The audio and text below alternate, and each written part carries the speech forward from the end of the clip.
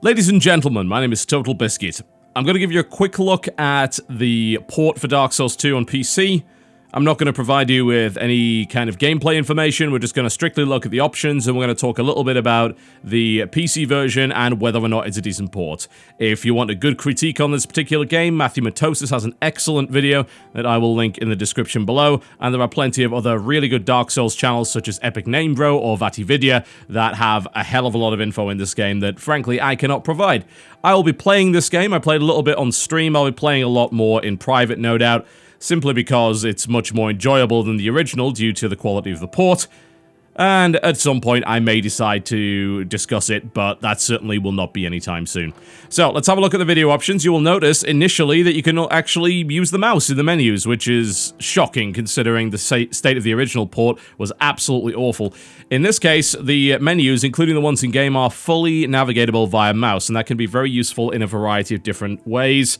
If we have a look at it here, you'll notice these are the basic video settings. Resolution will go all the way up as far as you want. I actually have, this is a 4K resolution right here, as well as something that's just a little bit higher. This I actually use for downsampling.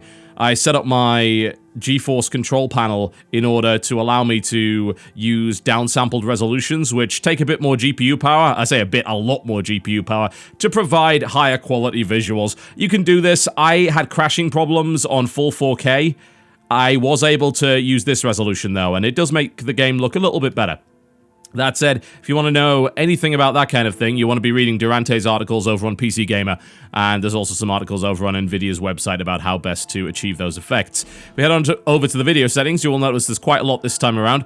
The anti-aliasing is in the game, but you may wish to attempt to try and force a different kind, because the AA here is very basic. I believe it's FXAA, and it can cause some weird artifacting, particularly on things that are in motion, such as blades of grass, and it can get a wee bit blurry and a little bit strange. You can force some pretty hefty AA on this with a variety of different methods. I've linked some articles in the description below this video if you wish to attempt to do so. Motion blur can be turned off, which is great, along with camera motion blur. I turned both of those off for very obvious reasons. I absolutely hate motion blur in games, but you can turn them on if you so desire. Anisotropic filtering is available along with SSAO. It is possible, again, if you are an Nvidia user, to use HBAO+, which is arguably better and more accurate. Again, in the description below this video, we'll give you an article as to how you do that. You can also mess around with things like depth of field, and you can change the water quality along with high-quality character rendering and your model quality there as well. So the relevant settings in particular, I think, for those of you that played the original port and were disappointed when you were playing it without DS Fix, are texture quality and model and high-quality character rendering. So this is a big deal because, of course, the original port was even sub 720p. It looked blurry, it looked horrifically bad, as opposed to after DS Fix, where it looked a lot better. This time around, it comes out of the gate with those kind of settings. This is a massive improvement on the original, there's no doubt about that.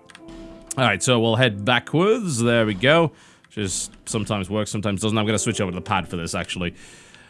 Information doesn't really provide you with anything. I'm going to jump into the game to show you things like key binding as well as control settings and things like that, and we can talk a little bit about a couple of the specific issues that we've got. This is my playthrough about 2.5 hours into the game that I was rolling around with on the stream.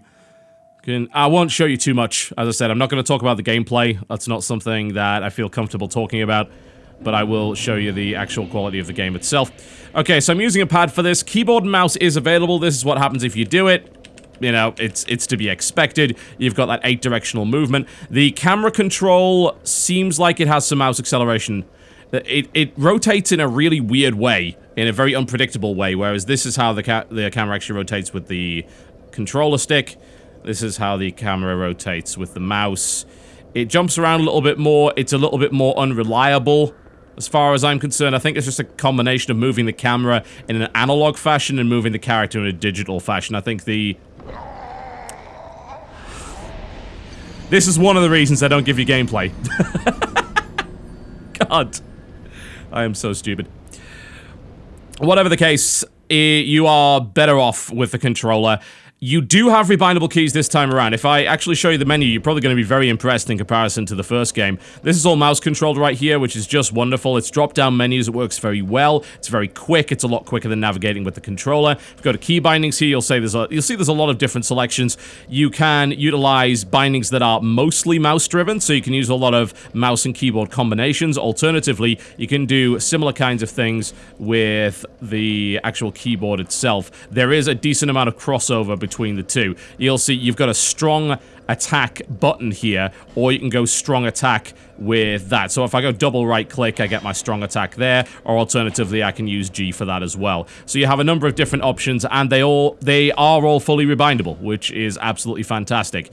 So if you do want to be a keyboard warrior, you will have a much better time this time around. I would say that I would have preferred to see the various different items actually bound to their own buttons. As it stands, you're forced to do the same thing the console does, in the sense that you switch between your items and spells, and you just cycle through them instead of having specific buttons bound to them. Particularly when you have a number of different shields and spells and weapons equipped, it would certainly be a hell of a lot nicer to be able to, say, press 4 in order to get me directly to Soul Arrow, instead of having to skip through my various daggers and things like that.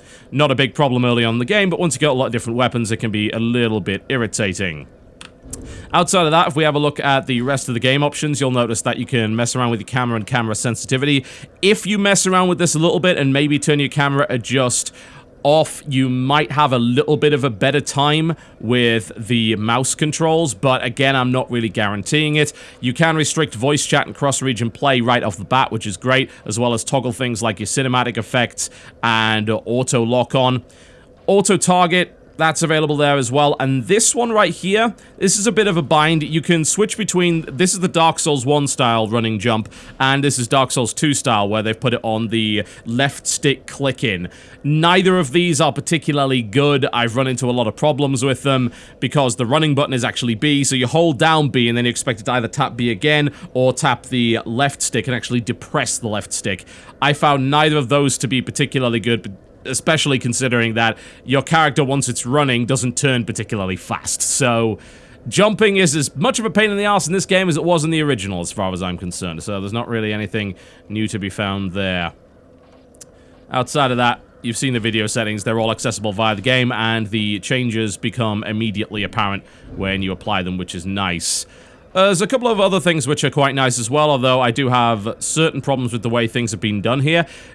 What would make sense is if you could hover over all of these and it would just give you information. It doesn't do that, but if you hit the help button, which is the select or back button on the 360 pad, and then hover over some stuff, you can do it. It's a bit clunky, and it doesn't give you information about your equipment, which would be absolutely wonderful from this screen, but you can do things like check out your attributes, attunement, and information like that. This works on pretty much all of the screens here as well, so if I do it here, you'll notice weapon categories as well as all of these different icons. Very important to know what all of these mean, no real doubt about that.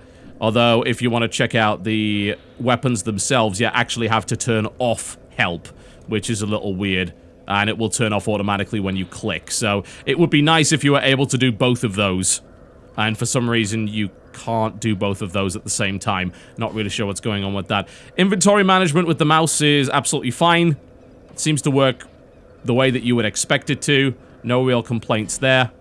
And it is nice and easy to browse through your inventory with the mouse here. And it's a lot quicker than doing it with the controller. You may even, in a quiet area, decide to do inventory management with the mouse while just resting your controller on your lap and then switching back to your controller for the actual gameplay itself. Both of them work pretty fine. Couple of issues that the game has from a technical standpoint that are fairly easily fixable. I had some serious problems with getting the controller to work. That is fixable, however.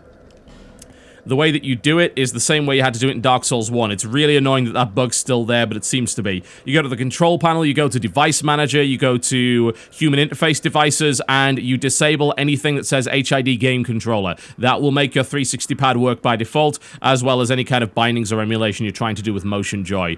And by default, all of the button prompts are for 360. Texture quality-wise and graphics, it's definitely more impressive than the console version. Not that that would really take much, but you are still looking at some fairly ratty textures in many places. The lighting system was swapped out prior to the release of the game, so that what you saw in the original trailers really isn't there anymore. The lighting looks okay, but it certainly looks fairly basic. Things like the character's model in terms of his clothing and equipment is perhaps not the level that you would honestly expect. There are some fairly impressive backgrounds, although they are certainly a little bit blurry. The view distance is fairly impressive, but general texture quality isn't all that incredible, I've got to say. You can see the difference there between the actual cracked leather over the side, which actually looks okay, and then some fairly nasty mesh work there, as well as the low resolution on the metal helm, including some, what appear to be some actual nasty model clipping issues over there.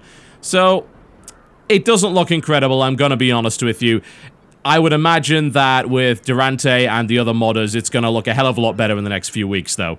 Is it better than Dark Souls 1, though? Absolutely. Is it a solid port? Yes. It runs at a solid 60 frames per second.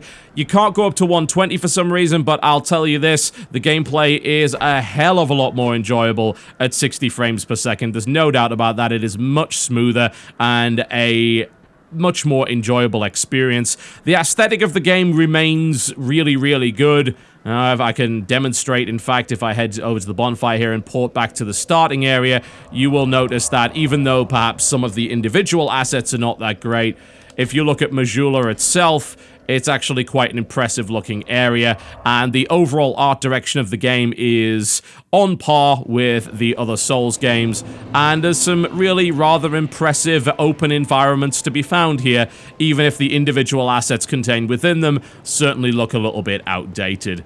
It's, you know, it is kind of difficult not to be impressed by that, even if it looks a little bit blurry. The art direction in this game is really, really good, even if the game looks a little bit out of date for the PC platform.